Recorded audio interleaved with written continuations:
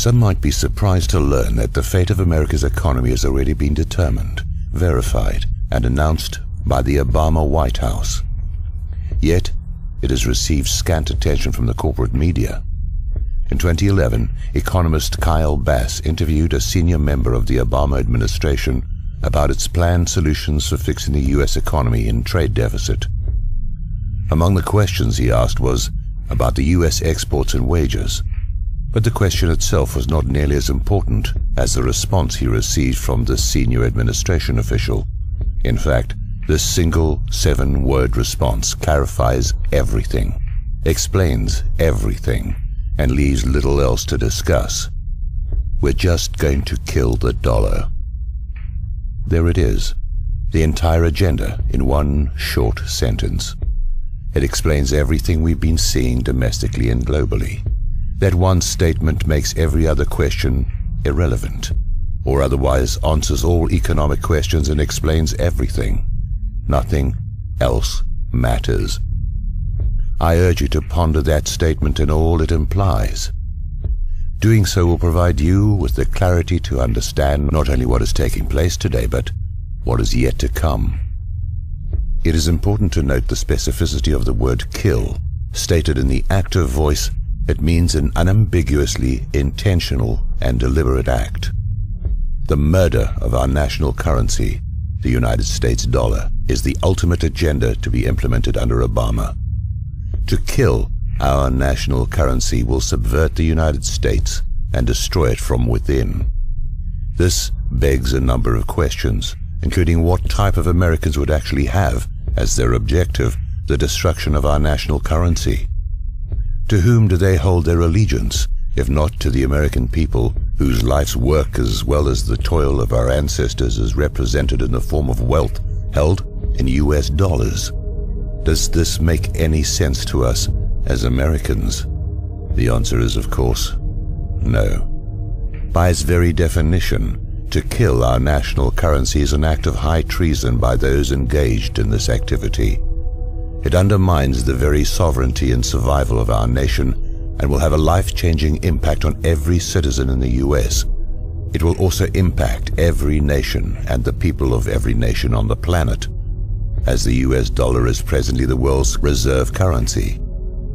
It is an act that should result in the filing of criminal charges against the conspirators, a trial of their peers, and if convicted, a death sentence. It's that serious.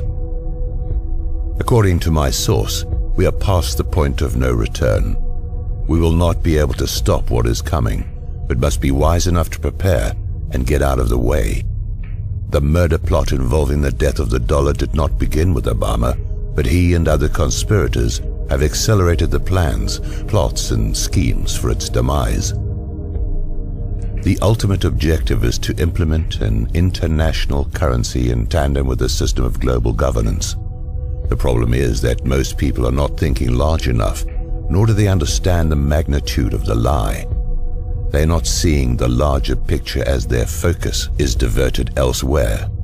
For example, they focus on various tentacles of the octopus, such as the gun confiscation initiative, the DHS armament acquisitions, and economic woes as independent and unrelated events. They are not. Meanwhile, others continue to adhere to or even perpetuate the dual-party meme of governance, holding dearly to the notion that there is a practical difference between the Republican and Democratic parties. Have we not seen sufficient evidence that they are now of one party acting in concert with each other? They cannot see the collusion and backroom deals and continue to hope that the next election will finally change the unchangeable continuity of agenda. Most of the elected officials are on board with the subjugation of the United States to a global system of governance. Some are actively facilitating this agenda, while others are making nominal objections on the stage of political theater, whilst hoping to earn a seat at the global table. It's entertainment for the globalists, distraction of the masses, and diversionary fodder for the talking heads in the media. America has become a captured operation, captured from within. Think of the Vichy French internal collaboration with the enemy, or softening the ground for a full takeover from within. The takeover of America has already happened. The collaborators have already been installed, and we are now on a path to complete subjugation of a larger global system of governance. If you continue to doubt this, how else would you explain the numerous examples of our dual-party governmental acquiescence of self-destruction? Those who are pleased about the new record-setting stock market highs and various other manipulated statistics that indicate our economy is improving will be the most vocal critics of this report, and who will attempt to discredit the validity of the information offered here. The more intellectually astute will look beyond the statistics offered for mass consumption, not only to identify the deliberately manipulated data, but to understand what is actually driving these false hopes, figures, and data. It is a magic show, and many are still captivated by the magician's many diversions, failing to realize that we are engaged in a global war, while being simultaneously hobbled by enemy infiltrators from within. One reason we are seeing new stock market highs is the rush to the dollar from other currencies, especially in the Eurozone. Another reason is the monetization of our debt by the Federal Reserve, despite the previous denials of Ben Bernanke and others.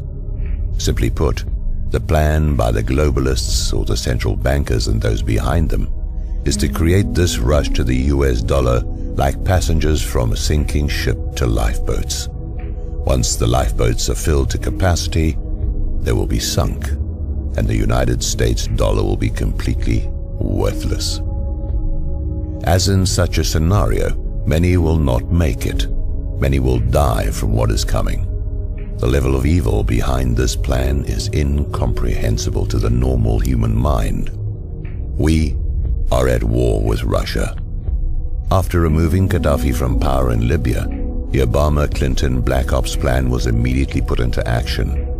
Benghazi was a logistics hub for arming the anti-Assad terrorists by our own State Department, covert operatives who were shipping millions of tons of weapons to Syria via Turkey and other staging areas. Russia was aware of our actions, and through the attack at the CIA Operations Center in Benghazi by proxy forces, exposed this operation to the world while putting a stop to this operation.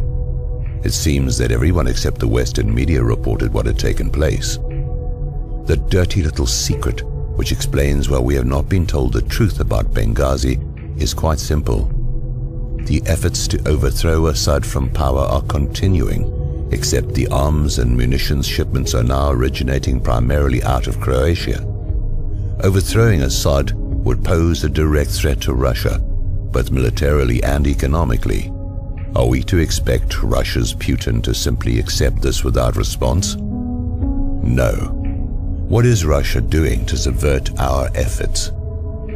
He is waging war against America, striking at the weak underbelly of our economy, which is the oil-backed dollar as identified in Michael Reagan's article, Building on a Kernel of Truth.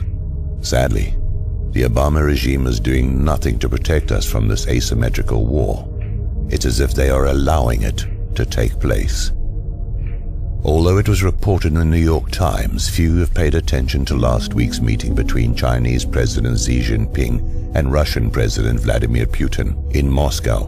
But it was an extremely important event in terms of the planned murder of the US dollar. An alliance is being forged between Russia and China to replace the US dollar as the reserve currency, already severely weakened by the policies of those in power, with a gold-backed currency. While reports do exist that cite the hoarding of gold by China and Russia, they are purposely underreporting their collective reserves. Meanwhile, Americans can't even get honest answers to the amounts of our own gold reserves held in Fort Knox or the Federal Reserve. Don't people find this reluctance for audit and inspection a bit curious, if not outright suspicious? The battle is being waged not only by military might, but by a currency war. We are being played through our military involvement in the Middle East, including our covert operations against Syria at the behest of Saudi Arabia.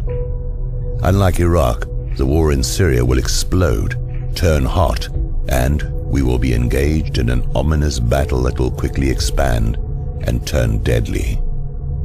Weakened militarily through the policies of the Obama regime, coupled with an already weakened economy, the US will suffer consequences unlike anyone might imagine or is willing to address. It is a recipe for disaster, planned and initiated by the global elite behind the central banking system, including those in our own government, who've been set up from within, lied to, and now we're about to see exactly what this globalist system has in store for not only the United States, but every nation of the world. It is critical to understand that the takedown of the US will be the result of an asymmetrical war that includes the weakening of our military, our economy, and a direct assault on our ability to keep the dollar as the world reserve currency and protect the free flow of oil and energy to the United States.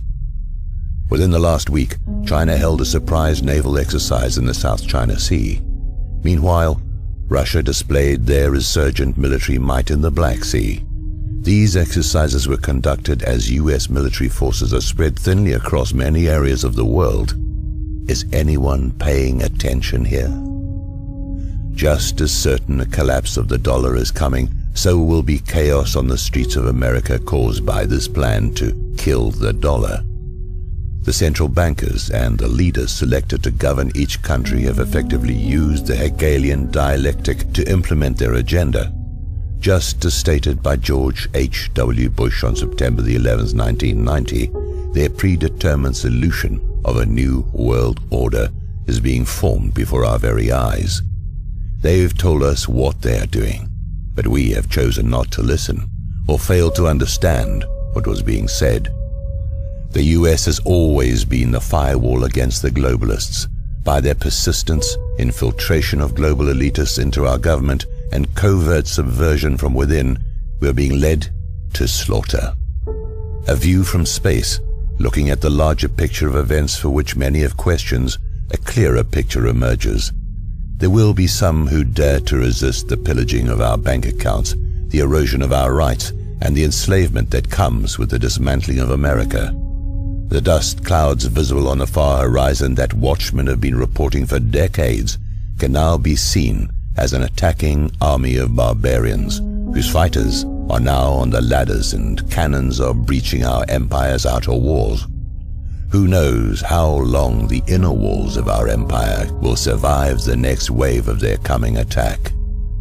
Perhaps Ernest Hemingway said it best in referencing John Donne from his novel of the same name.